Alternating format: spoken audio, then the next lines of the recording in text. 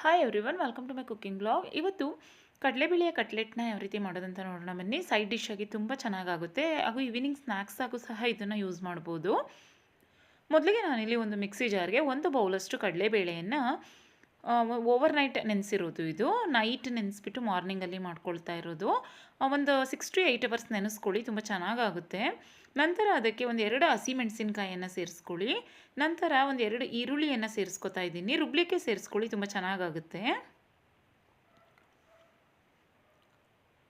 ನಂತರ ಇದಕ್ಕೆ ಒಂದು ಅರ್ಧ ಸ್ಪೂನಷ್ಟು ಜೀರಿಗೆ, ಒಂದು ಅರ್ಧ ಸ್ಪೂನಷ್ಟು ಉಪ್ಪು, ನಂತರ ಒಂದು ಅರ್ಧ ಸ್ಪೂನಷ್ಟು ರೋಸ್ಟ್ ಮಾಡಿರುವಂತಹ ಜೀರಿಗೆ ಪುಡಿ, ಒಂದು ಅರ್ಧ ಸ್ಪೂನಷ್ಟು ಗರಂ ಮಸಾಲವನ್ನು ಸೇರಿಸ್ಕೊಂಡಿದ್ದೀನಿ. ಈಗ ಅಷ್ಟನ್ನು ಸಹ ನೀಟಾಗಿ ಅದನ್ನು ಚೆನ್ನಾಗಿ ಮಿಕ್ಸ್ ಮಾಡ್ಕೊಳ್ಳಿ, ಅಂದರೆ ಸರಿ ರುಬ್ಕೊಳ್ಳಿ. ಈಗ ಅದನ್ನು ನೋಡಿ, ನೀಟಾಗಿ ನಾನು ಅದನ್ನು ಸಣ್ಣದಾಗಿ ರುಬ್ಕೊಂಡಿದ್ದೀನಿ. ತುಂಬ ದಪ್ಪ ದಪ್ಪದಾಗೂ ಸಹ ರುಬ್ಕೊಳ್ಬಾರ್ದು, ನೀಟಾಗಿ ಸ್ವಲ್ಪ ಸಣ್ಣದಾಗಿ ರುಬ್ಕೊಳ್ಳಿ ಅದನ್ನು. ಈಗ ಅದಕ್ಕೆ 1 ಕಟ್ಟಷ್ಟು ಕೊತ್ತಂಬರಿ ಸೊಪ್ಪನ್ನು ಹಾಕೋತಾ ಇದ್ದೀನಿ. ಪೂರ್ತಿಯಾಗಿ 1 ಕಟ್ಟು ಕೊತ್ತಂಬರಿ ಸೊಪ್ಪನ್ನು ಹಾಕೊಳ್ಳಿ, ತುಂಬ ಚೆನ್ನಾಗಾಗುತ್ತೆ ಟೇಸ್ಟ್. ಮತ್ತು ಇದಕ್ಕೆ ರುಚಿಗೆ ತಕ್ಕಷ್ಟು ಉಪ್ಪನ್ನು ನೋಡಿಕೊಂಡು ಸೇರಿಸ್ಕೊಳ್ಳಿ. ನಂತರ ಇಲ್ಲಿ ಒಂದು 3/4 ಬೌಲಷ್ಟು ರವೆಯನ್ನು ಸೇರಿಸ್ಕೊತಾ ಇದ್ದೀನಿ. ನಾನು ಕಟ್ಲೆಟ್ ಆಗಿರೋದ್ರಿಂದ ರವೆಯನ್ನು ಸೇರಿಸ್ಕೊಬೇಕಾಗುತ್ತೆ, ಇಲ್ಲಾಂದರೆ ಕಡಲೆ ಹಿಟ್ಟನ್ನು ಸೇರಿಸ್ಕೊಬೇಕಾಗುತ್ತೆ. 2 ರೀತಿಯೂ ಟ್ರೈ ಮಾಡಿ, ತುಂಬ ರವೆಯಲ್ಲೂ ಸಹ ತುಂಬ ಚೆನ್ನಾಗಾಗುತ್ತೆ. ನಾನಿಲ್ಲಿ ರವೆಯನ್ನು ಒಂದು 3/4 ಬೌಲಷ್ಟು ಇದಕ್ಕೆ ಸೇರಿಸ್ಕೊಂಡಿದ್ದೀನಿ. ನೀಟಾಗಿ ರವೆಯನ್ನು ಸೇರಿಸ್ಕೊಂಡು ನೀಟಾಗಿ ಅದನ್ನು ಮಿಕ್ಸ್ ಮಾಡಿಬಿಟ್ಟು ಇಟ್ಕೊಳ್ಳಿ. ಈಗ ರವೆಯನ್ನು ಸೇರಿಸಿರೋದ್ರಿಂದ ಮುಚ್ಚಿಬಿಟ್ಟು ಒಂದು 5 ನಿಮಿಷ ಅದನ್ನು ರೆಸ್ಟ್ ಮಾಡಲಿಕ್ಕೆ ಬಿಡಿ.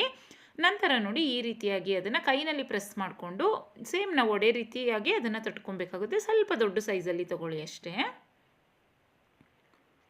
ನೋಡಿ, ಈ ರೀತಿಯಾಗಿ ತೊಗೊಂಡು ಸ್ವಲ್ಪ ಪ್ರೆಸ್ ಮಾಡ್ಕೊಳ್ಳಿ ಅದನ್ನು. ಅಂದರೆ ತುಂಬ ದೊಡ್ಡದಾಗೂ ತೊಗೊಳ್ಬಾರ್ದು, ಅಂದರೆ ಒಳಗಡೆ ಅದೇನು ಹಿಟ್ಟಿರುತ್ತೆ ನೋಡಿ, ಆಮೇಲೆ ಬೇಯೋದಿಲ್ಲ ಅದರಿಂದ. ಮತ್ತು ಇದನ್ನು ಲೈಟಾಗಿ ಶಾಲೋ ಫ್ರೈ ಮಾಡಿಕೊಂಡ್ರೆ ಸಾಕು. ಡೀಪ್ ಫ್ರೈ ಮಾಡಿಕೊಂಡ್ರೆ ಸೇಮ್ ಕಡಲೆಬೇಳೆ ಒಡೆ ರೀತಿ ಆಗಿಬಿಡುತ್ತೆ. ನೋಡಿ, ಈ ರೀತಿಯಾಗಿ ಕಟ್ಲೆಟ್ ಆಗಿರೋದ್ರಿಂದ ಲೈಟಾಗಿ ಅದನ್ನು ಶಾಲೋ ಫ್ರೈ ಮಾಡ್ಕೊಬೇಕಾಗುತ್ತೆ. 1 ಸ್ಪೂನ್ ಎಣ್ಣೆ ಹಾಕ್ಕೊಳ್ಳಿ, ಸಾಕಾಗುತ್ತೆ. ನಾನ್ ಸ್ಟಿಕ್ ಪ್ಯಾನ್ ಇದ್ದರೆ ಇಟ್ಕೊಳ್ಳಿ, ತುಂಬ ಚೆನ್ನಾಗಾಗುತ್ತೆ. 1 ಸ್ಪೂನಷ್ಟು ಎಣ್ಣೆ ಹಾಕಿ ನೀಟಾಗಿ ಅದನ್ನು 2 ಸೈಡ್ನಲ್ಲೂ ಕ್ರಿಸ್ಪಿಯಾಗಿ ಬೇಯಿಸ್ಕೊಳ್ಳಿ ಅಷ್ಟೇ. ತುಂಬ ಟೇಸ್ಟಿಯಾಗಿ ತುಂಬ ಚೆನ್ನಾಗಿ ಬರುತ್ತೆ. ಮತ್ತು ಎಣ್ಣೆಯನ್ನು ಜಾಸ್ತಿ ಏನು ತೊಗೊಳ್ಳಲ್ಲ ಅಲ್ವಾ, ಹೆಲ್ತಿಗೂ ಸಹ ತುಂಬ ಒಳ್ಳೆಯದು.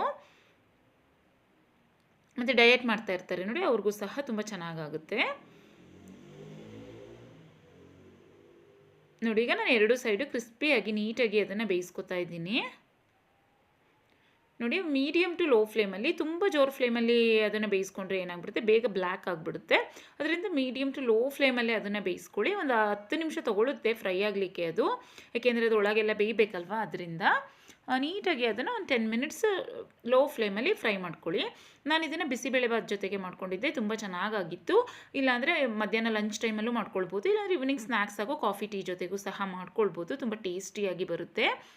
ರೆಸಿಪಿ ಇಷ್ಟ ಆದರೆ ನೀವು ಸಹ ಟ್ರೈ ಮಾಡಿ, ಹಾಗೆ ಬೇರೆಯವ್ರಿಗೂ ಸಹ ಶೇರ್ ಮಾಡಿ, ಹಾಗೆ ಚಾನಲ್ನ ಸಬ್ಸ್ಕ್ರೈಬ್ ಮಾಡ್ಕೊಳ್ಳಿ. Thanks for watching. ಬಾಯ್.